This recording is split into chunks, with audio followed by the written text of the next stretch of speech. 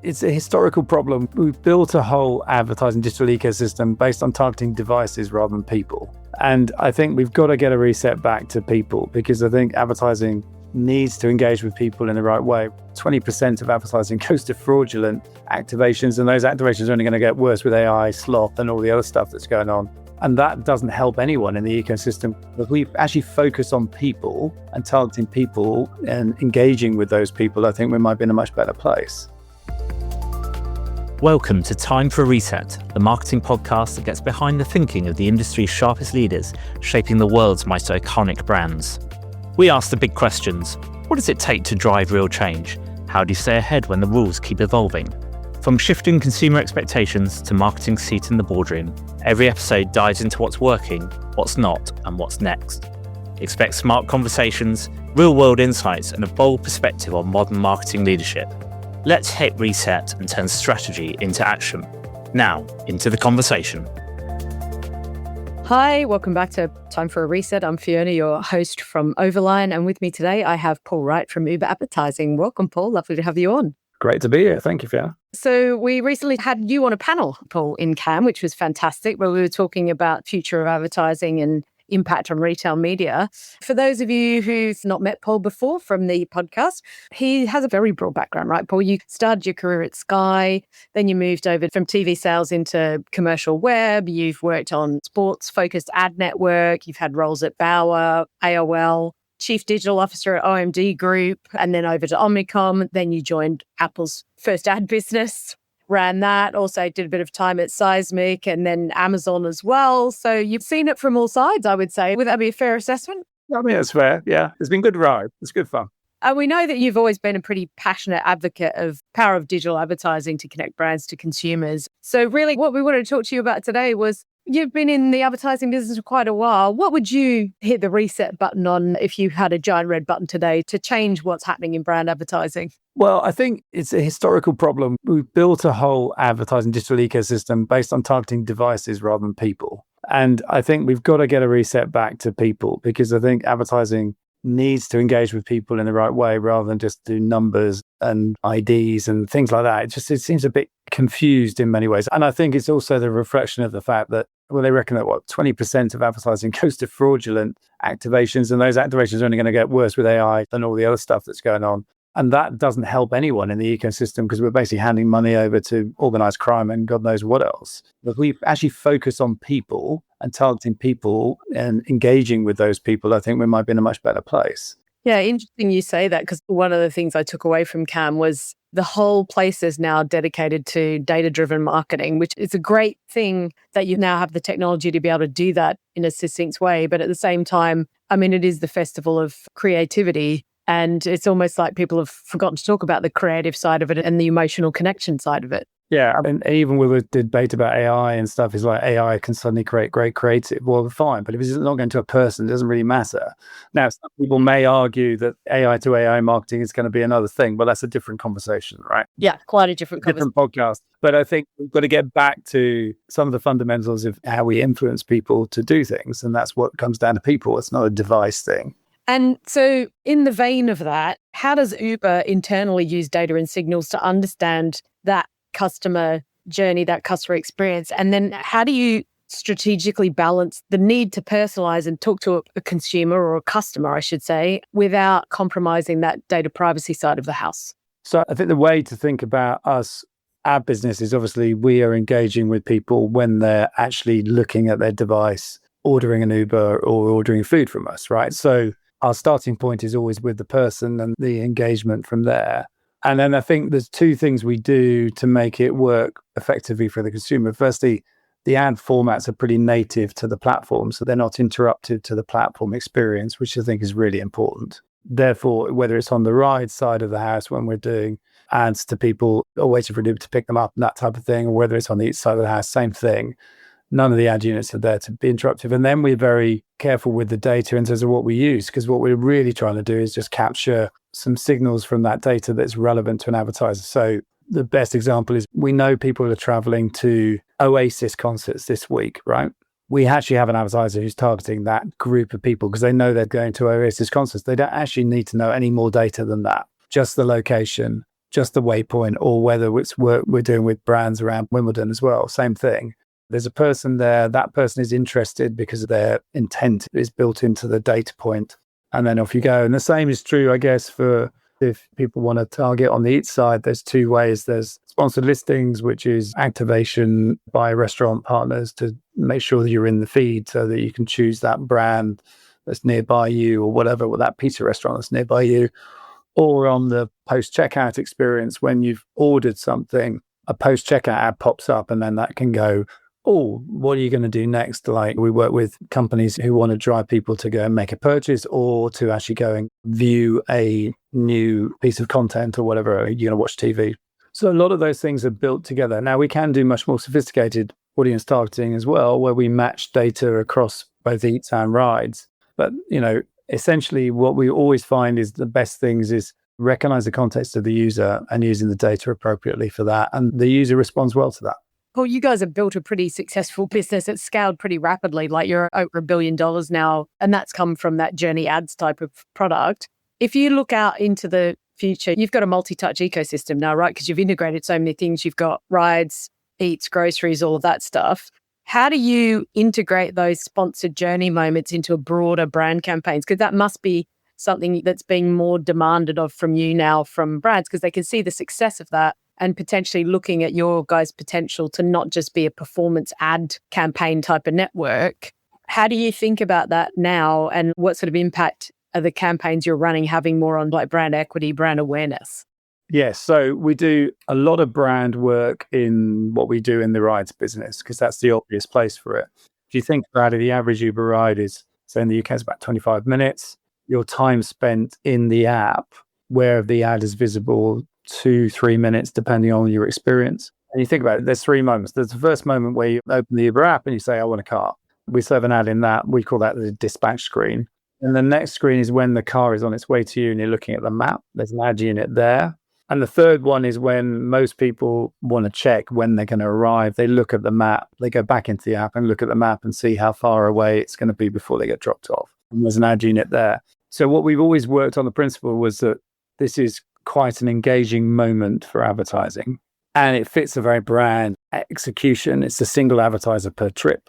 So you're the only person in the trip. That brand experience is slightly different to what you get elsewhere, because you could be interrupted, but because your attention to the Uber app is so strong, that's important. And we went off and talked to our friends at Lumen and did a eye tracking study on it and said, okay, well, fine. We know that there's probably about, the exposures of up to 90 to 120 seconds generally for the ads that are there.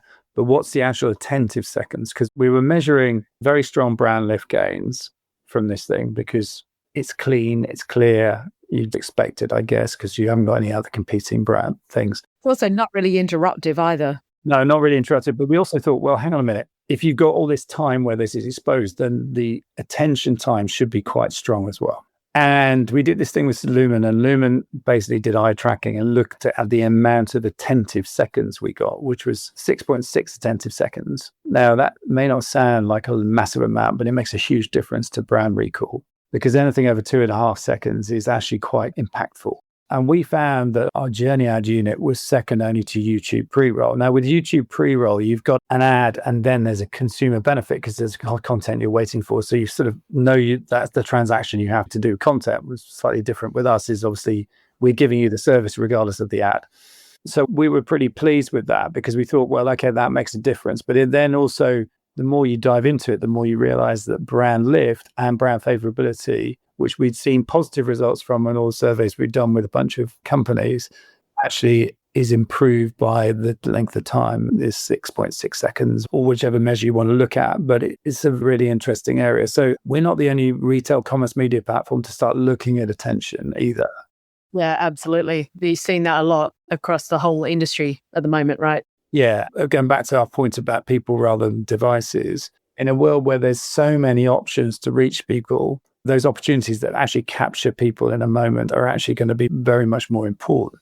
And I think that we'll carry on working out what we do in this area. This is early stages, but it looks very positive for app-based environments where you've got consumers with clear intent, getting those messages across. And we're now starting to see people using the brand activations along with the performance activations across the platform. So that brand awareness activation then linking through to a transaction at the other end, which is also pretty powerful. In that vein as well, you've gone down the path at Uber of creating an in-house creative studio, because obviously once you've got the attention, you want to make sure that the right creative's getting in front of them, because if it's not, it can be a worse experience. They talked a lot about leveraging cultural moments and hyper-local storytelling, which I think is something that's quite unique to the type of service you're providing. How do you guys measure that, both the emotional connection, brand equity through those experiences? You talked a bit about the lift study stuff, but you must have multiple ways to look at that.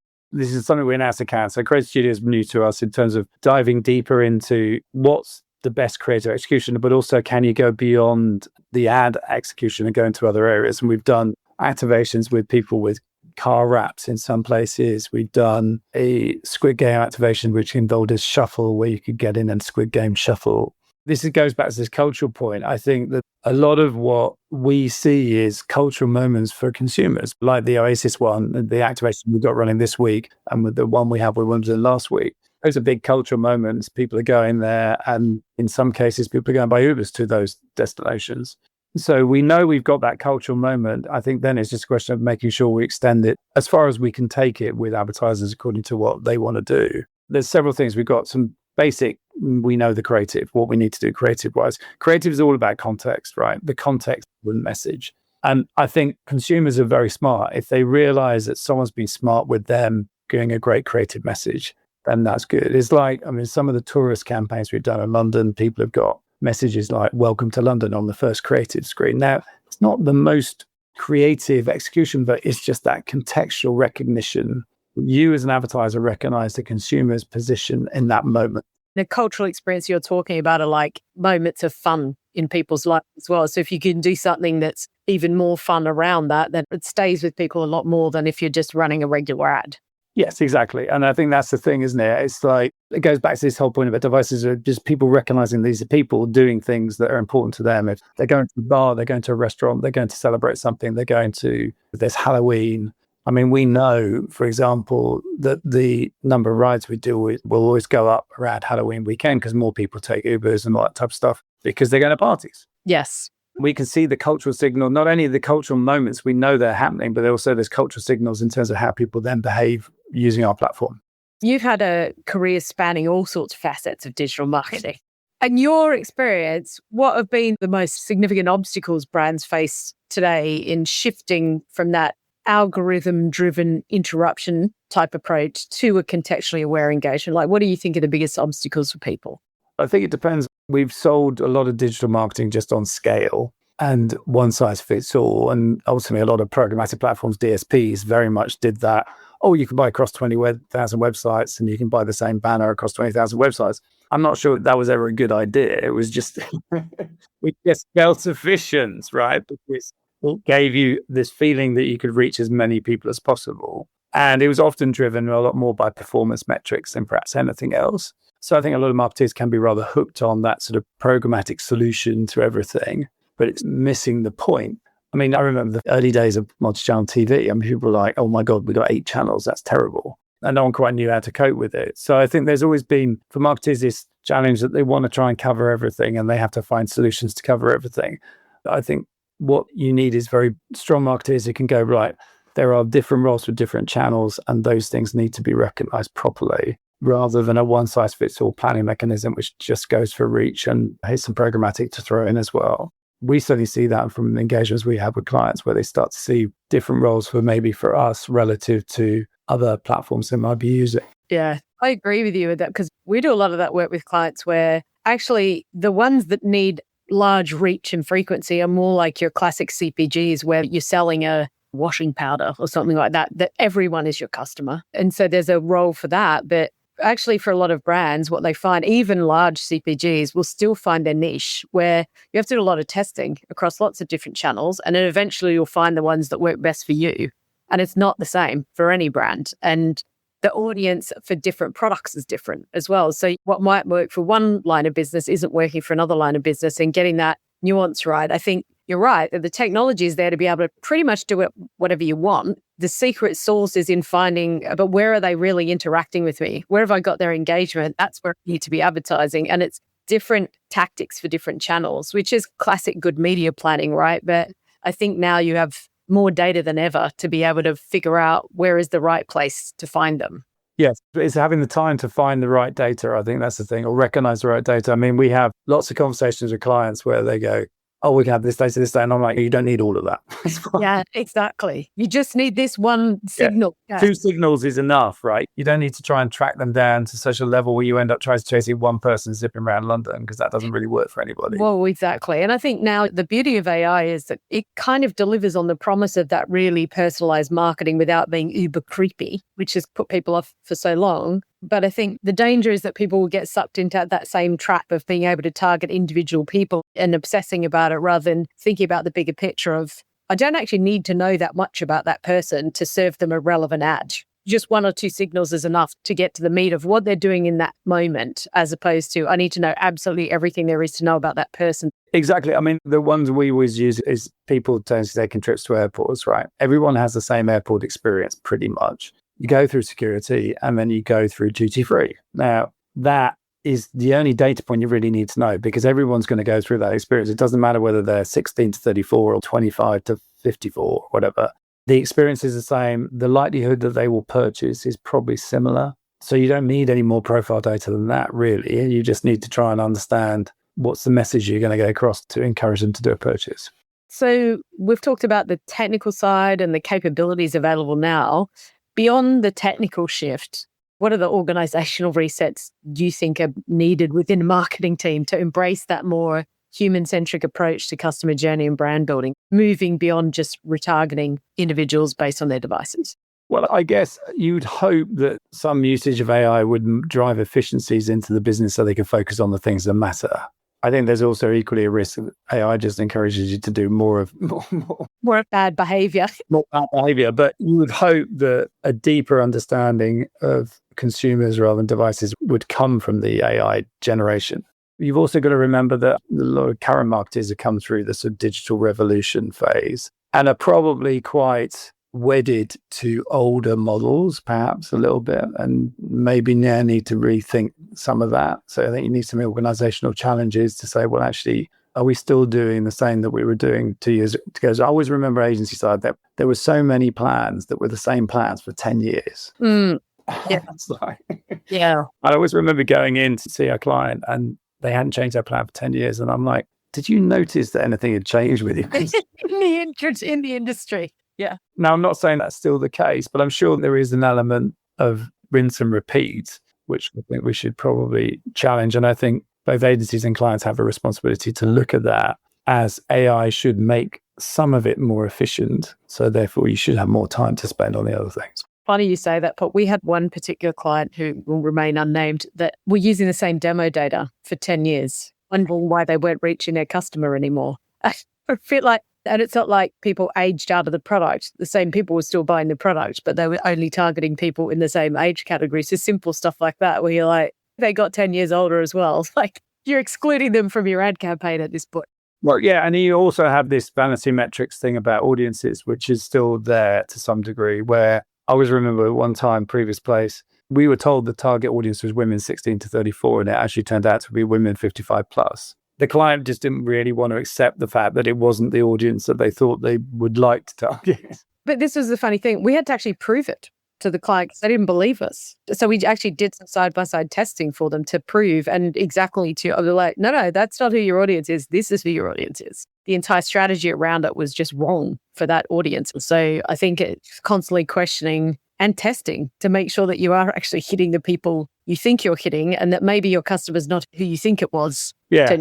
Kind of thing. And also, I think to some degree, audiences naturally, I think I remember when I first started in the industry, audiences were much more clearly defined, perhaps, than they are now, because what's an Oasis audience? I mean, it's everybody from anybody, right? Whereas if it was in the 80s or 90s, you probably would have defined a music audience probably a bit tighter than what an Oasis audience is now.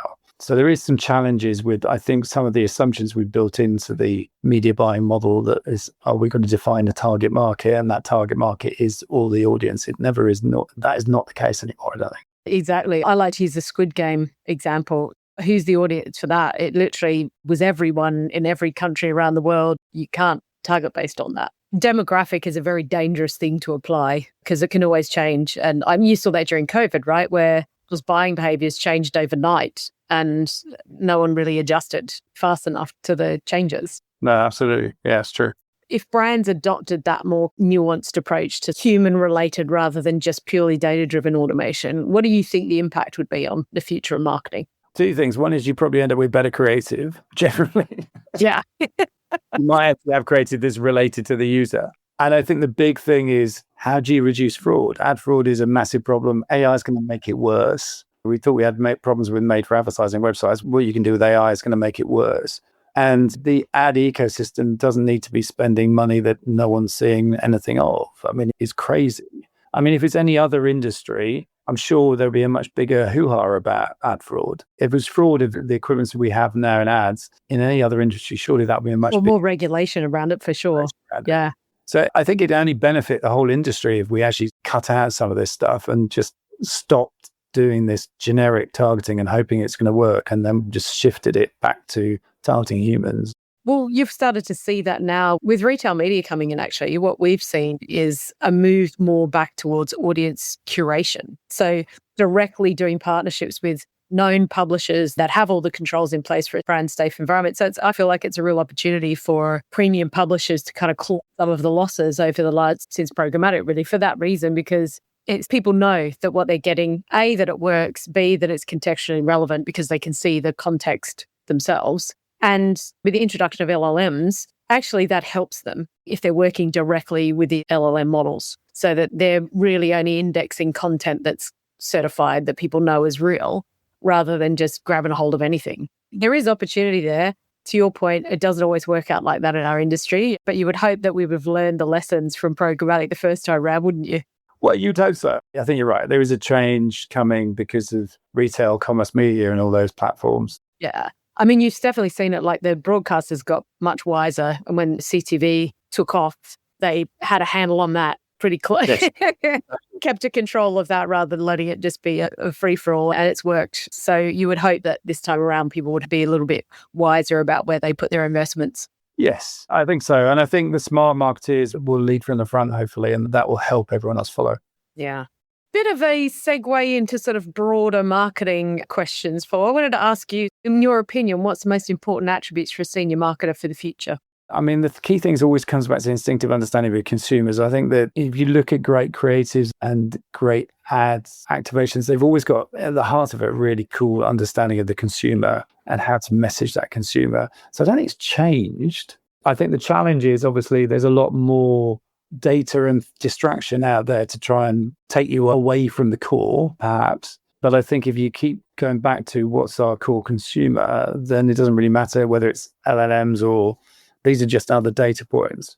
The danger is for marketers is they can get wowed by the platforms and technology rather than an understanding of consumer. And then you end up with people just doing AI for AI's sake or whatever and not really getting stuff. If you look at all the great creatives and stuff, it still comes down to great storytelling to an audience. Yeah, I see people like Mark Pritchard talking about that all the time. Marketing is marketing. It doesn't matter. Like the tools may change, contact points and the way you reach those consumers may change, but the fundamentals of how you market to a person have not changed in 100 years. And if you lose sight of, is this in service of the consumer, the ad doesn't land. So it's really the tactics might change, but you still need to be thinking about the consumer all the time. Yeah. And I think you need to recognize that I think you have to be reasonably authentic as well. No, these days, I don't think you can get away with generic phrases easily and be good. You have to be authentic to your customers. But that has always been the case to some degree. Nothing's changed on that, really. So, yeah, I just think the problem is always that the shiny new thing sometimes encourages people to give up the basics because they think the shiny new thing's going to change everything. And yes, absolutely. It doesn't. And as you saw, it can. I mean, there was so much conversation about AI. I mean, it's like, well, yes, but the 3 decades of the mobile or whatever it is, I used to go to Barcelona's Mobile World Congress waiting for the year of the mobile to finish, but it never did. It never did. No, but I think, yeah, there's this thing that we as an industry do have a habit of jumping on new things and just assuming that it's going to upend everything. We'll change things. We never know quite how it will upend. I don't think anyone knew in the year of the mobile, whenever that was the iPhone going to change things that much? Well, it did. It changed things in ways perhaps none of us actually saw at the time. Social media came at the same time as mobile. That probably worked in social media's favor. There's a lot of this stuff, but I think we just got to get back to it. Understand your consumer and communicate with them well in the right context. And then you're halfway there. Yeah, absolutely. One last question for you, Paul, around, we always like to ask for our listeners' benefit, being vulnerable. What are the things that you would want to work on more to improve yourself to be a better marketer? Well, I'm dyslexic, so I have a lot of little challenges I have to deal with all the time anyway. Just sometimes more time is the only thing I really want. Yeah. Because the world is so frantic and we work at such a pace. I think it'd just be nice to have a bit more time just to think things through and do things and test things better. A bit more strategy thinking. Yeah, a bit more strategy thinking time. But, that's just a privilege that when I do have it, it's really good. Yeah. I think we'd all like to have that, wouldn't we? Yeah, it would. I mean, I'm still learning. I will keep learning about things like AI and understanding that. And I think that's just my sort of approach to life is always just to keep learning. And as long as I keep learning, I'm pretty happy. I think that's a great piece of advice for would-be marketers is if there's one thing that's constant about marketing is that change is constant and you got to stay up to date or you're going to be left behind. And that's always been true, right? Yeah, always. Okay. Well, thanks so much for joining us today, Paul. It's been great chatting. Yeah, thank you for having me. Thank you. Thanks for listening to Time for a Reset. If you got something out of today's episode, share it with a colleague or drop us a review. For more sharp thinking and practical tools to help you lead modern marketing, follow us wherever you get your podcasts. Until next time, hit the reset button and get change over the line.